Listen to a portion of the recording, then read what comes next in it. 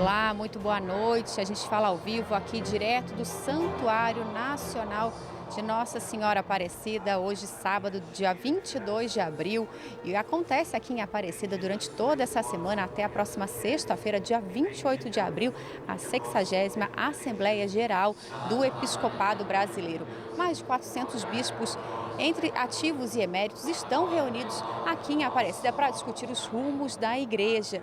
E essa também é uma boa oportunidade para os bispos das dioceses de todo o Brasil se encontrarem, trocarem experiências e também para a gente aqui da TV Aparecida conhecer um pouco melhor a realidade de outras dioceses. E hoje eu recebo aqui no Dons da Igreja o Dom Luiz Flávio Capio, ele que é da Diocese de Barra, na Bahia.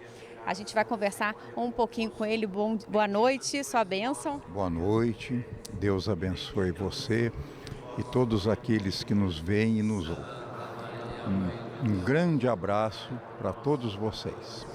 E Dom Flávio, né, que ele é bispo de Barra, mas ele está lá há 49 anos, mas ele é daqui de Guaratinguetá, cidadezinha próxima à Aparecida. Eu gostaria que o senhor falasse um pouquinho para quem está em casa, para quem nos acompanha, um pouquinho como que está a realidade da diocese que o senhor há quase 50 anos, né, administra. A nossa diocese é imensa, ela é maior que o estado do Rio de Janeiro. E nós temos 11 imensos municípios. E nesses 11 imensos municípios nós temos 17 paróquias. A diocese possui 20 padres. Hoje, graças a Deus, a maioria dos padres, filhos da própria diocese, e os nossos seminaristas todos também são filhos da diocese. Foi feito um grande trabalho vocacional e junto à pastoral familiar, hoje nós temos na diocese os padres que cuidam do nosso povo, filhos da própria diocese. Agora, nós vivemos assim numa situação bastante melhor do que aquela que eu encontrei há 49 anos atrás. Quando eu cheguei lá em 1974, nós não tínhamos estrada. A única estrada era o Rio São Francisco. E nós viajávamos de barcas. Não tínhamos eletricidade também. As comunicações eram muito difíceis. E de lá para cá, muita coisa mudou para melhor, né? Hoje temos boas estradas, temos energia elétrica, assim, até energia limpa. Nós temos lá na região o parque solar e o parque eólico que produz muita energia limpa. Então a situação assim social e econômica do território da diocese melhorou bastante. E nós podemos dizer que o nosso povo também melhorou bastante. Hoje nós temos mais escolas, hoje nós temos mais campo de trabalho. Inclusive, na cidade da Barra, nós temos um campus de uma universidade federal que possibilita o estudo superior a muitos jovens daquela região. Então, a gente vê uma melhora muito grande ao longo de todo esse tempo que nós estamos lá. E a igreja presente também ajudando, né, a evangelizar também as pessoas que lá se encontram. Perfeitamente. A igreja, nós podemos dizer que historicamente foi sempre a presença que fez com que o povo se mantivesse unido num espírito de família, no espírito comunitário e se mantivesse no espírito religioso. A nossa região é muito religiosa, o povo é muito religioso e os nossos trabalhos são bastante grandes em vista da religiosidade popular, mas nós temos a maior satisfação de atender o povo nas suas necessidades. E como que é para o senhor estar nessa assembleia, a primeira 100% presencial, né? Ano passado a gente teve a assembleia que foi uma parte, foi híbrida, né? Uma parte foi online e em setembro, né, a gente teve a parte presencial, agosto, né, a gente teve a parte presencial. Como é que é agora estar 100% presencial nessas discussões? Olha, a Assembleia dos Bispos é uma bênção para nós. Eu diria por 3 motivos. Em primeiro lugar, pela espiritualidade reinante. Olha que maravilha todos os bispos reunidos aos pés de Nossa Senhora Aparecida, rezando o terço, celebrando a missa, as horas canônicas todas são rezadas. É um momento de muita espiritualidade entre os bispos. Em segundo lugar, é um grande momento de aprendizado, porque as palestras que temos, as discussões que temos, os assuntos que são ventilados, para nós é uma verdadeira escola, não é? Então nós aprendemos muito nessa semana de Assembleia. E em terceiro lugar, esse contato, né, essa familiaridade com todos os bispos do Brasil, cada qual com a sua realidade própria, os bispos do norte, do sul, do leste, do oeste, cada qual com a sua vida própria, realidade, problemas próprios. Então esse entrosamento é muito enriquecedor. Nós constituímos uma família, a grande igreja do Brasil inteiro. Para a gente encerrar, gostaria que o senhor deixasse uma bênção, uma mensagem para quem está nos acompanhando. Meus queridos, olha, vamos agradecer muito a Deus por estarmos vivos. Nós vencemos a pandemia, nós voltamos da guerra vivos, e isso deve ser um motivo de muita alegria, e isso deve fazer com que a gente viva a vida com mais qualidade. E nós estamos aqui sob os pés da Mãe Aparecida justamente para agradecer a ela todas as bênçãos recebidas e pedir a ela que interceda por nós, junto a seu Filho, para todas as igrejas diocesanas do Brasil inteiro. Que Nossa Senhora Aparecida abençoe a todos vocês e nos abençoe também. Tá certo. Muito obrigada pela participação do senhor. Boa celebração logo mais. Muito obrigado. Saudações. Bem, quem está comigo nesse Dons da Igreja é o Guilherme Machado. Guilherme. Boa noite para todo mundo que está assistindo a programação da TV Aparecida, isso mesmo. Eu estou aqui pertinho do altar central do Santuário Nacional de Aparecida, também para trazer mais momentos como esse, de entrevistas, de uma palavra de membros do nosso episcopado, para o nosso povo que nos assiste, para o devoto de Nossa Senhora Aparecida. Quem está aqui comigo é Dom Beto Breis, ele que é bispo de Juazeiro, na Bahia. Dom Beto, obrigado pela participação aqui com a gente, representando o coração desse povo, né, que certamente vem com o senhor. Com certeza. E é uma alegria muito grande estar aqui, mais uma vez, na casa da Mãe Aparecida, nesses dias privilegiados de Assembleia Geral da CNBB. É uma experiência sempre muito rica de colegialidade, de comunhão entre os bispos das mais diferentes realidades de todo o Brasil e, ao mesmo tempo, usando a expressão do tempo, sinodalidade. Uma experiência de caminhar junto e querer caminhar sempre mais junto. E Dom Beto, para a gente trazer até inclusive temas que são sempre debatidos pelos senhores nesses momentos de partilha, de comunhão. O senhor faz parte da Comissão para a Ecologia Integral e Mineração. Queria que o senhor também trouxesse um pouco de como está esse acompanhamento da comissão hoje, da igreja no Brasil, com esse assunto que já tem alguns anos, que é tão delicado e que requer tanta atenção no Brasil, né? De fato, são múltiplos os desafios desse campo. Hoje é um dos grandes desafios, de fato, no campo da ação social da igreja em todo o Brasil. Basta ver, por exemplo, a situação lá dos povos Yanomamis, que tem sofrido justamente com a garimpagem, com a mineração ilegal. Mas existe também uma mineração legal, do ponto de vista que é inclusive permitida pelos governos dos estados, pelos municípios, mas que traz grandes, fortes impactos na vida das comunidades atingidas. Por exemplo, na nossa região, diocese de Juazeiro, é uma diocese muito extensa, são 60 mil quilômetros quadrados. 5 dos municípios da nossa diocese formam o que hoje o governo do estado da Bahia chama de uma província mineral. Então, muitas mineradoras já estão por lá e outras estão chegando, vão chegar muitas mineradoras. E isso com grave desrespeito às comunidades locais. Eu tenho, inclusive, participado de reuniões com essas comunidades, a gente tem ouvido, e é angustiante de ver, por exemplo, pessoas que dizem que sofreram há 50 anos com a construção da barragem de Sobradinho, em que as famílias foram deslocadas de qualquer maneira, não foram respeitadas e agora sofrem com os grandes projetos de mineração. Também não são vidas, não são respeitadas e sofrem de diversas maneiras os impactos dessas grandes empresas, que colocam sempre acima de tudo o lucro e não o respeito à vida humana, à pessoa humana, o cuidado com a criação. E Dom Beto, a gente também celebra nesse ano 10 anos do pontificado de Papa Francisco. E quando a gente fala desse cuidado com a casa comum e da preocupação com situações como essa que o senhor relatou, ele hoje é uma grande voz para que o mundo todo tenha atenção para isso. O senhor também consegue ver esse carinho da igreja no Brasil com as palavras do Santo Padre para fortalecer essa causa?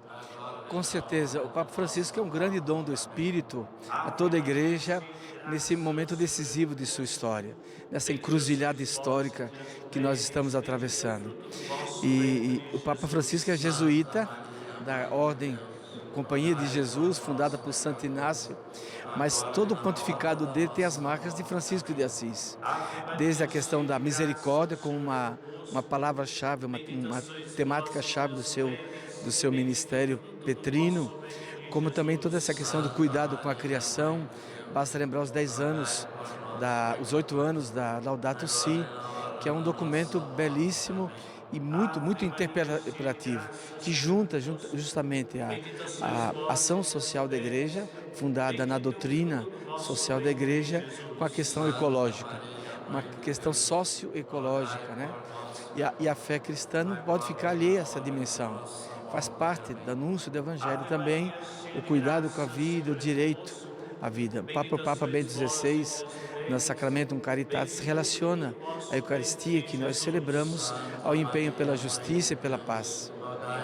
E Dom, quero aproveitar a participação do senhor aqui com a gente no Dons da Igreja para mandar uma bênção especial para quem não está nos assistindo, mas sobretudo para aquela terra abençoada de Juazeiro. O senhor lembra, pude conhecer e ser recebido muito bem pelo senhor, por toda a comunidade. Então eu queria que o senhor deixasse nesse momento um recado especial, principalmente para o povo da sua diocese, para as ovelhas do seu rebanho. Eu sempre brinco porque eu nasci em uma cidade chamada São Francisco do Sul, Santa Catarina. Então nasci em São Francisco, entrei na Ordem de São Francisco e o Papa Francisco me mandou para as margens do Rio São Francisco. Então eu quero mandar um abraço também a todos os meus conterrâneos de Santa Catarina, São Francisco do Sul e ao mesmo tempo os amados diocesanos de Juazeiro. Com certeza tem muita gente acompanhando, celebrando conosco nesses dias de Assembleia Geral da CNBB. E rezem pela igreja, rezem pelo Papa Francisco e rezemos juntos também por todos os bispos da igreja. E antes da gente encerrar, Dom Beto, rapidamente para o senhor também nos ajudar a atualizar quem está em casa, num balanço rápido desses 4 dias de Assembleia até aqui, e vocês agora num momento muito importante, que é o do retiro, né, desse momento espiritual. E o retiro que ele está pregando é Dom Orlando Brandes, arcebispo da Aparecida, que em breve se tornará bispo emérito, mas inclusive nos ajuda com uma certa leitura de sua história, à luz da fé. Tem de fato nos ajudado muito a rezar nesse meio termo da nossa Assembleia Geral da CNBB. Temos trabalhado temas centrais, um deles, por exemplo, o sínodo que vai acontecer agora na etapa universal em novembro e assim por diante. Mas eu retiro de fato de Dom Orlando com sua sabedoria e sobretudo profundidade de vida. Dom Beto, obrigado pela participação com a gente, uma ótima Assembleia para o senhor. Amém. Muito obrigado e obrigado a todos que fazem a Rede Aparecida de Comunicação. Obrigado, Dom, sua bênção. É isso, né, Dom Beto, como ele disse, esse momento do retiro, que tem como pregador Dom Orlando Brandes, sendo um momento muito importante para todo esse processo, essa caminhada durante a 60ª edição da Assembleia Geral dos Bispos. Retiro esse que tem como tema Deus é Amor, então, e com as reflexões e a pregação do nosso arcebispo Dom Orlando Brandes. Agora a gente pediu para Dom Beto também trazer um resumo do que, de como está esse espírito sinodal, do que foi discutido até agora nessa Assembleia. E o meu amigo Tarek Cardoso também preparou uma reportagem para você aí de casa conferir um resumo do que aconteceu até aqui nesses primeiros 4 dias de Assembleia Geral. Vamos conferir.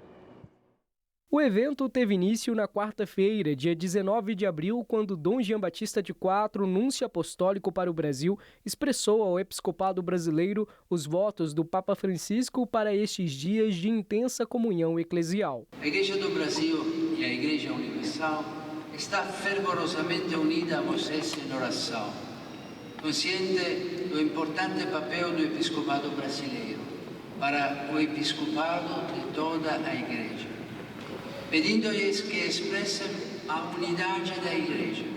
Logo no primeiro dia, os bispos se debruçaram sobre os grandes desafios da sociedade brasileira e da Igreja no Brasil, através de relatórios elaborados pelos grupos de análise de conjuntura social e de conjuntura eclesial da CNBB. Nós estamos vivendo na sociedade brasileira uma realidade nova que não fazia parte da vida, da caminhada do nosso povo, que é a questão da polarização. A polarização em si, ela não é um mal. Há outras sociedades polarizadas, como a sociedade americana, como outras sociedades. A polarização, ela vai se tornando mal, ela vai se tornando algo negativo quando o acirramento começa, quando a polarização começa a causar ódio, começa a causar desavenças. A igreja ela não pode construir muros, mas ela deve sim construir pontes. E é isso que estamos buscando fazer. É este caminho que achamos que a igreja deve trilhar nessa sociedade polarizada, nessa sociedade que temos aí diante de nós. A atual presidência da CNBB aproveitou também o primeiro dia de assembleia para apresentar um balanço de suas atividades. Nós evocamos aquela imagem de março de 2020, quando o Papa Francisco rezou e se dirigiu ao mundo inteiro na Praça de São Pedro. E ele disse, a igreja é uma barca numa travessia. Da mesma forma, nós aplicamos essa metáfora a nós, como CNBB, numa travessia, como um barco, em tempestades muito grandes. A Santa Missa de abertura no Santuário Nacional entrou para a história. A terceira tradução típica do missal romano foi utilizada publicamente pela primeira vez. O modo de viver a vida da fé também é dinâmico. Por isso, era necessária uma terceira edição do missal para incorporar o dinamismo da igreja. No segundo dia, os destaques ficaram para a apresentação dos trabalhos realizados pelas comissões episcopais para a liturgia e doutrina da fé e pela avaliação do novo regimento interno da Conferência Nacional dos Bispos do Brasil. As diretrizes gerais da ação evangelizadora da Igreja no Brasil, que estão sem receber atualização, aguardando a conclusão do Sínodo 2021-2024, foram discutidas pelo Episcopado Brasileiro nesta sexta-feira, dia 21 de abril. Já na conversa com os jornalistas, os bispos apresentaram pontos importantes sobre o acordo Brasil-Santa Sé e também sobre a participação das comunidades brasileiras nas etapas nacionais e continentais do Sínodo da Sinodalidade. Qual o lugar da fé em Cristo na sociedade atual? Qual é o lugar da fé em Jesus Cristo? E para isto, recordando muito o Evangelho enunciando de Paulo VI, com que linguagem anunciaremos a verdade revelada em tempos de tanta fragmentação e pluralidade? Como falar a essas gerações novas com todos esses desafios? Nesse acordo estão contempladas várias questões de interesse da Igreja, mas também de interesse do Brasil. Primeiramente, o que mais importa é o reconhecimento da presença da Igreja no Brasil como instituição publicamente reconhecida, o que desde a proclamação da República não mais existia. A Igreja Católica, embora existindo no Brasil e estando presente em todo lugar, mas ela não tinha um reconhecimento de instituição e, portanto, um reconhecimento jurídico no Brasil. Em primeiro lugar, naturalmente, que formamos uma equipe nacional que iria motivar, ajudar e, de alguma maneira, acompanhar todo o trabalho que seria feito nas dioceses. Essa equipe nacional convocou os grupos, lembrando que nós estávamos num clima de Covid, e aí tínhamos também este grande desafio, que era reunir, dar formação, incentivar para que as pessoas pudessem não deixar que o processo ficasse parado de sinodalidade.